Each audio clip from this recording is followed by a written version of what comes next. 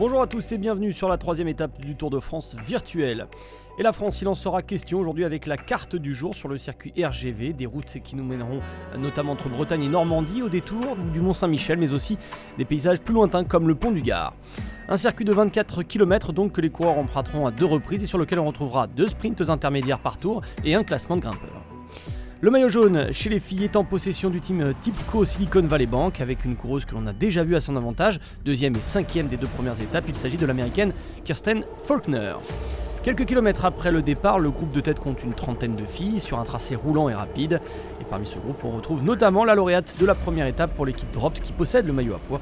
Il s'agit d'April Tacey. April Tacey d'ailleurs assure le maillot de meilleur grimpeur pour l'équipe Drops à l'issue de cette étape en passant en tête le premier classement du maillot à pois au pont du Gard. Le maillot vert comme le maillot jaune est en possession de l'équipe Tipco Silicon Valley Bank. Il est porté par Nina Kessler. Un maillot qui va être très disputé sur l'ensemble des sprints intermédiaires dans cette étape. Une étape qui est de plus en plus difficile et dans un groupe qui a perdu beaucoup d'éléments, Nina Kessler craque dans le final à moins de 5 km de la ligne, alors que Faulkner et Tacey sont encore aux avant-postes.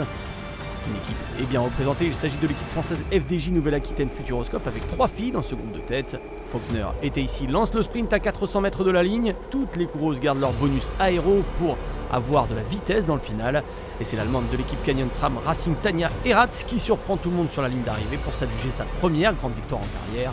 Claude Ibert du team 2020 termine deuxième, April Tacey prend la troisième place et on retrouve Faulkner et son maillot jaune à la 5e place. Tipco Silicon Valley Bank garde le maillot jaune devant l'équipe Canyon SRAM Racing qui revient à 23 points et l'équipe Drops à 47 points.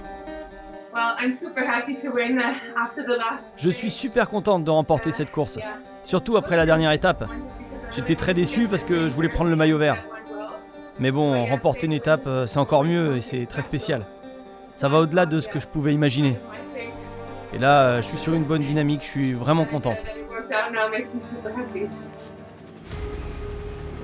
La course homme à présent sur la route à grande vitesse, c'est le nom de cette étape sur Zwift. Ryan Gibbons, vainqueur de la première étape, le Sud-Africain est aux avant-postes en début de parcours avec son maillot jaune. L'Allemand Alexander Krieger de l'équipe Alpecin Phoenix lui vole la vedette sur le premier classement grimpeur de l'étape au pont du Gard. Krieger prend le maximum de points. Le vainqueur du dernier Tour de France, Egan Bernal, est présent sur cette troisième étape depuis la Colombie avec le décalage horaire.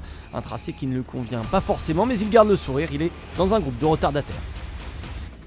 Dans le groupe de tête, on retrouve un coureur qui peut faire figure de favori. Il s'agit du coureur norvégien de NTT, Edvald Boasson-Hagen.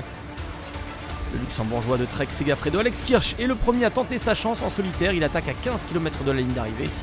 Il est rapidement repris après un effort violent pendant plusieurs minutes. Un effort qui va d'ailleurs lui être fatal.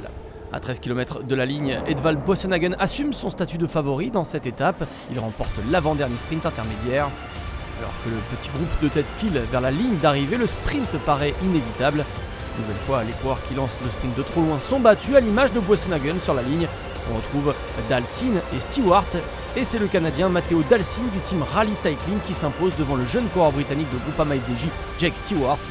Le champion du Canada 2017 gagne cette étape. Mitchelton Scott prend la 3e place avec Callum Scottson.